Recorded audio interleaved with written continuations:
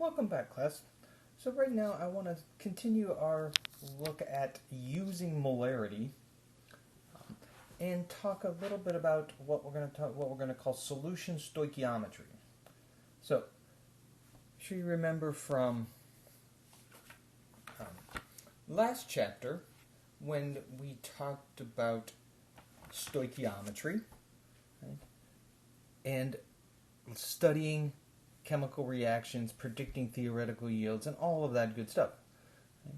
And almost all of the calculations that we did followed a template, right, of some sort, where we had a basic pattern that we would go from, say, knowing something about the moles of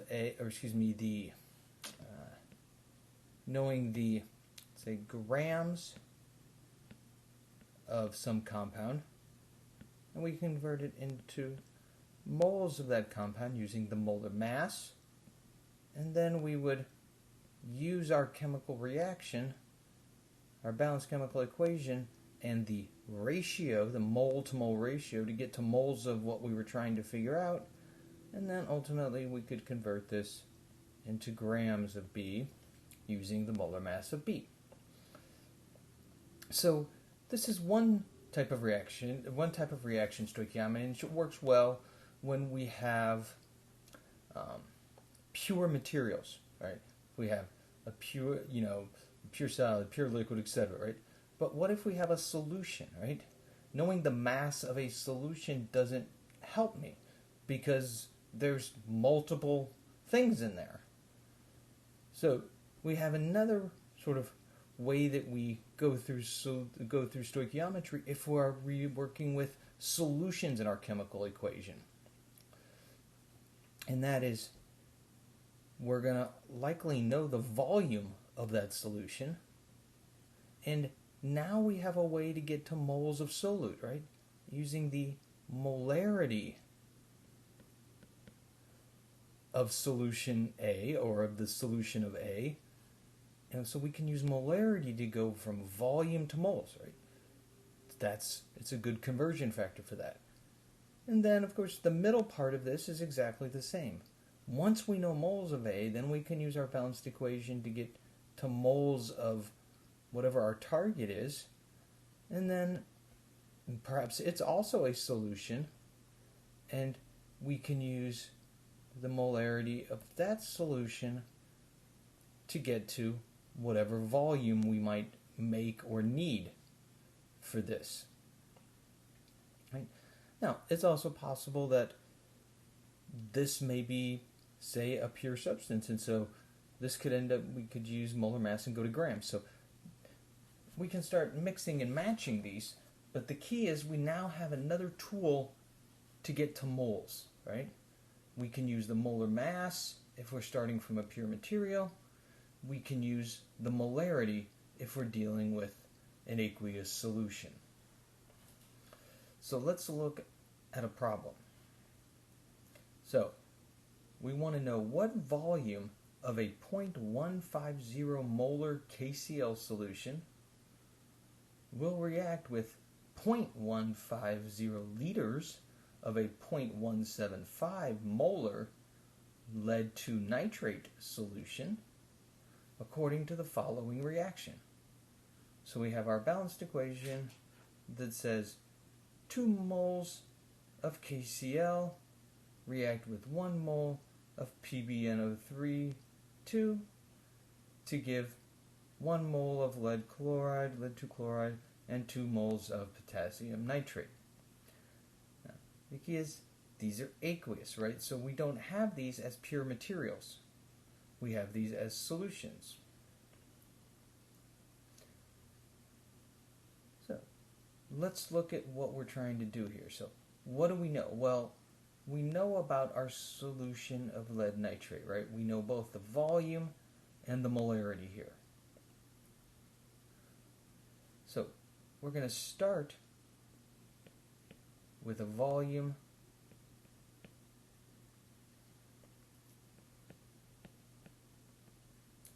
of PbNO3 solution, and then we're going to use our molarity to find moles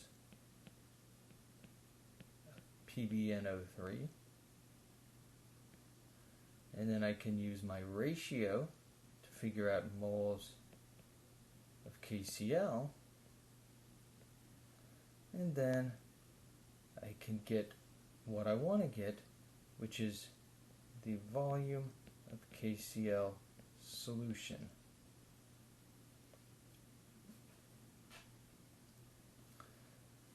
And so again, in the first step, we're going to use the molarity of the lead 2 nitrate. Here we're going to use the molarity of our KCl, and here this is going to be my ratio, my mole to mole ratio in our balanced equation, right, between KCl and lead nitrate, right? Those are the only two materials I'm interested in. So let's write this out. So we're going to start with our known volume. So 0.150 liters PbNO3 2. And so I need to get to moles, so I'm going to put moles on top.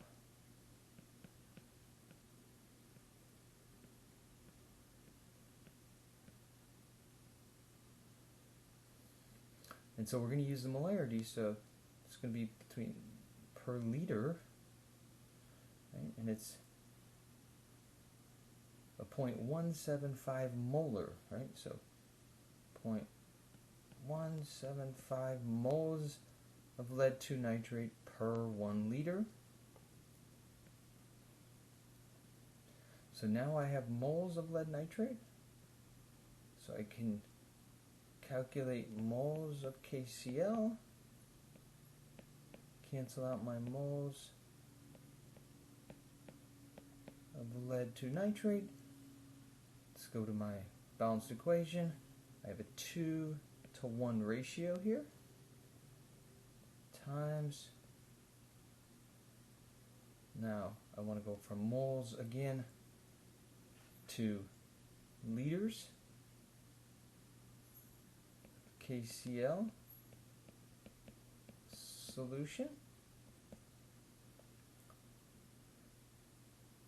And so the liters per mole of KCl. And so if I go back here, it's a 0.150 moles per every liter.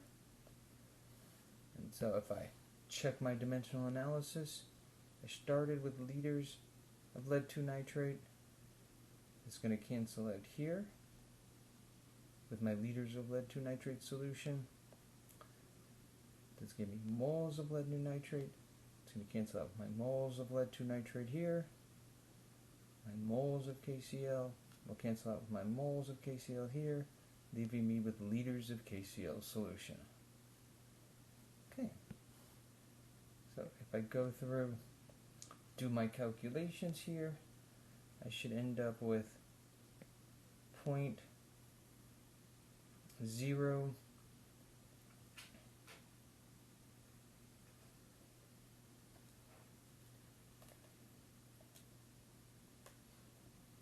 0.35. Now, well, I need three significant figures here, so while your calculator may give you 0.35, we should call this 0.350 liters of KCl solution.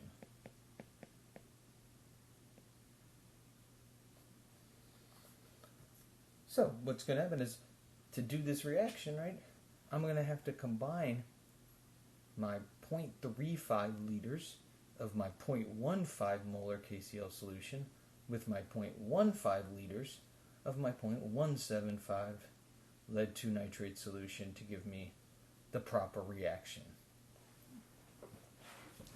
So another way to get into moles, right? Ultimately, when we talk about stoichiometry, we have to find a way to get into moles, right? This is the key part of this flow chart here is the moles to moles part, right? This is where we utilize the balanced equation, right? How we get into moles and how we get out of moles are going to vary.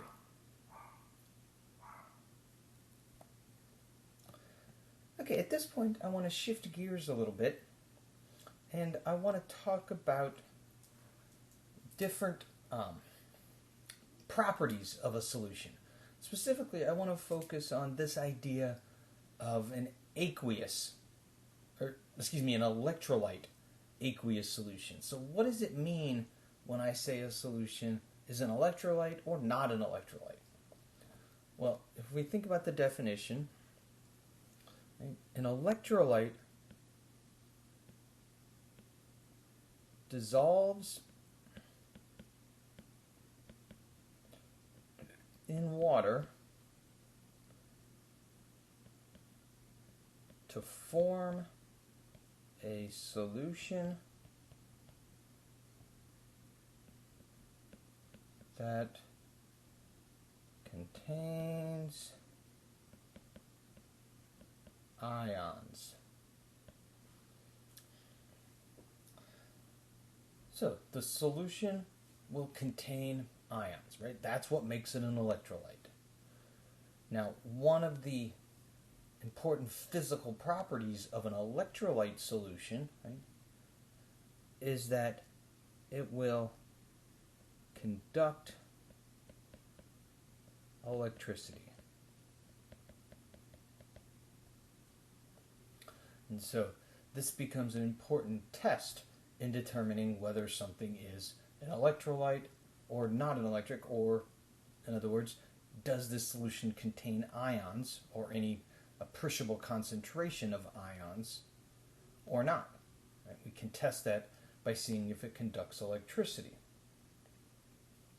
So let's look at two different solutions here. So we'll start off looking at a solution of sodium chloride, or for that matter, a solution of any soluble, and we'll learn this term in a little bit later in the chapter, just simply means something that dissolves. So any soluble ionic compound will create an electrolyte solution.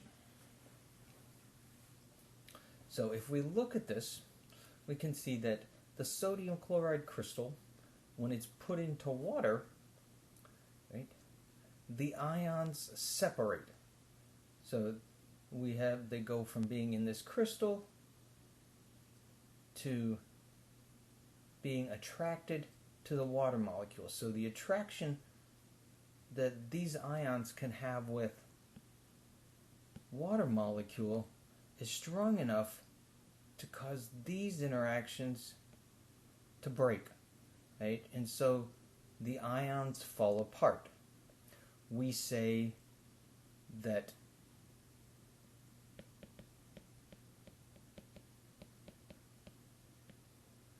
the sodium chloride dissociates in solution, right? In other words, the ions fall apart into their individual ions. Now we can see that in solution, these individual ions are stabilized or kept separate from each other by being surrounded by water molecules. So it's those attractions between the water molecules and the ions cause this dissociation. And this is one of the major reasons why most ionic compounds are very soluble in water. Now, because this solution, right, does contain ions, right? We can see the ions right here in solution, negative ion here, positive ion here, right? This is an electrolyte. Right? Now, another kind of material that we want to add here that will also create an electrolyte are acids. So we've so far learned what an acid is, generally speaking. We've learned how to name them. we will continue to learn more about them as we go through this chapter. Now, we'll learn much more chemically about them in terms of their specific more in detail chemistry second semester. So when we think about electrolyte solutions, right? So this category here, right? These are electrolytes because these solutions contain ions. Right? And the two basic types of compounds that create electrolyte solutions are soluble ionic compounds and acids. And both of these types of solutions will conduct electricity. Now, what about things that dissolve that don't create electrolyte solutions, right? Not everything is an electrolyte. So, for example, sucrose or sugar or other kinds of sugar as well, right? Well, the video mentioned, right, that they are attracted to water, right? That's why they dissolve, right? So the fact that the sucrose is attracted to the water causes a glob of sucrose molecules, say like a sugar cube or a large crystal of sugar, to dissolve into much smaller units or even individual sugar molecules surrounded by water molecules. Right? But what's more important is no ions are made. Let's say no ions are present. Now, what kinds of things give non-electrolyte solutions? Well, these are going to be molecular compounds,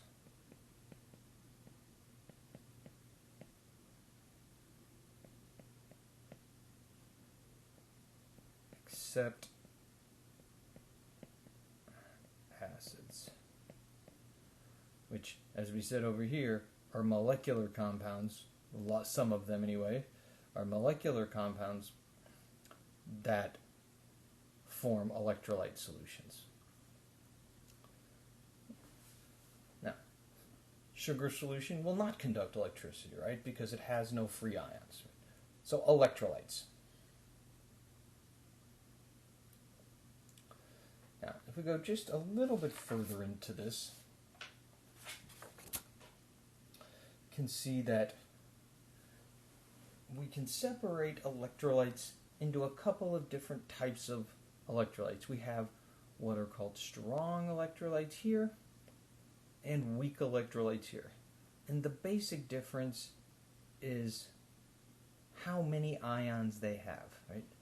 So when we dissolve something and it acts as a strong electrolyte, we have 100% ion form in here, meaning there is none of the non-ion compound, right? So things that are strong electrolytes are going to be ionic compounds because if they dissociate, if they dissolve, they will form ions. So these are going to be a strong electrolyte. They're going to generate lots of ions. Now, another type of strong electrolyte is what we call a strong acid. And these are acids that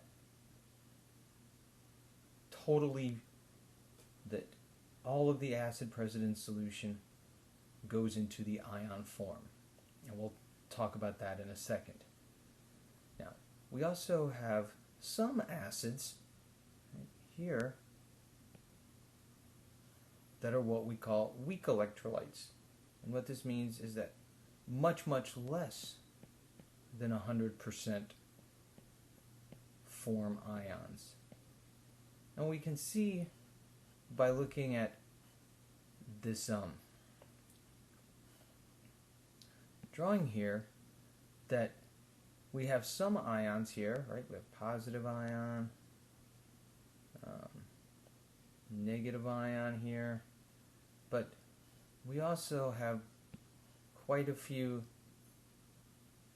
molecules that are still in the molecular form. In fact, most of them are.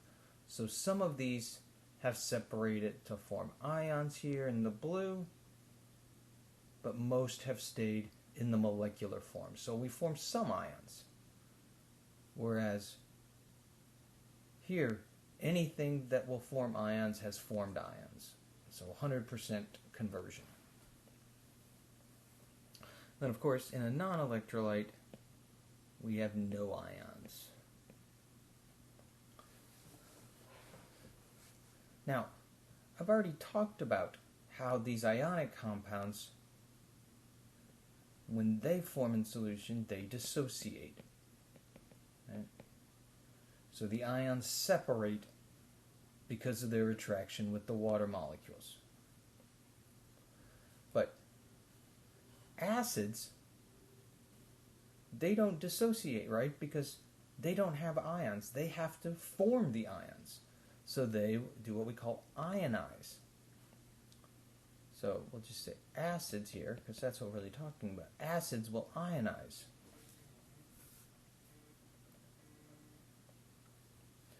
And what this means is that the ions are created by reaction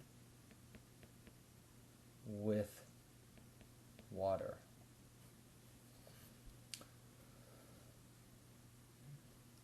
And so the key here is the ions are created, right? There's a chemical reaction that takes place here. Whereas in an ionic compound, the ions are already there. So they just have to fall apart. They just have to dissociate.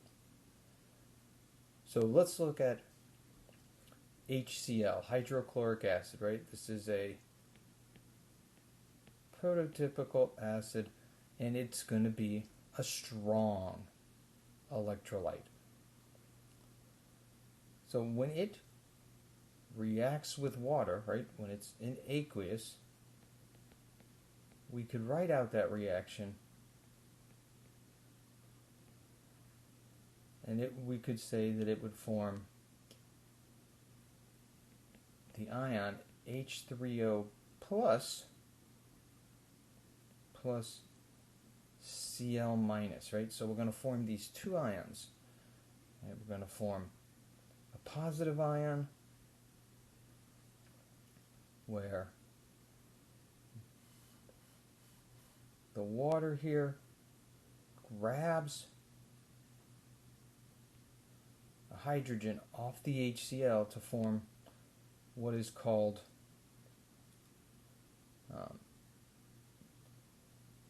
so we're going to talk about this more a little bit later, but this is called the hydronium ion. We will sometimes see this written as simply H plus. So you may see this reaction written as HCl goes to H plus Cl minus.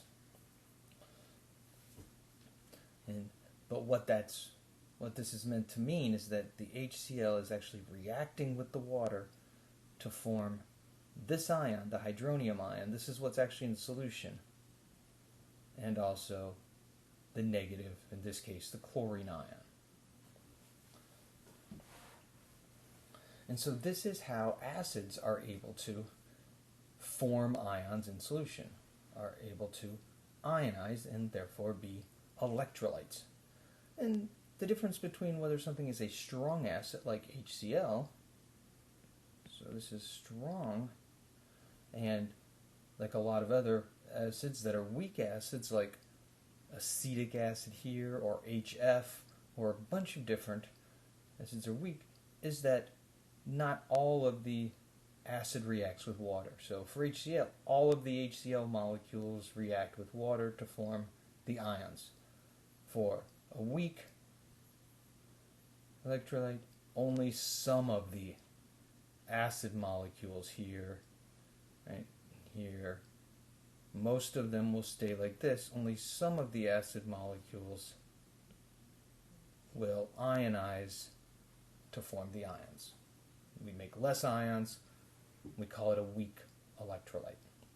Now, we'll get more into talking about acids and some of their properties in different sections throughout this chapter and maybe a couple other chapters as we go through this. But for now, let's focus on this idea of strong electrolytes, and the two categories we have there are ionic compounds, the most important, but we also have some strong acids that will form these strong electrolytes. And for weak electrolytes, the most important category are weak acids, right? Other acids. Now, there are other things that we'll get to, weak bases and so forth, that we'll talk much more about mostly next semester. Now, as we move on from electrolytes, we're going to talk about other aspects of solutions. And so in the next section, we're going to talk about solubility, right? Specifically, solubility of ionic compounds. Which ones are soluble, which ones are not soluble, etc.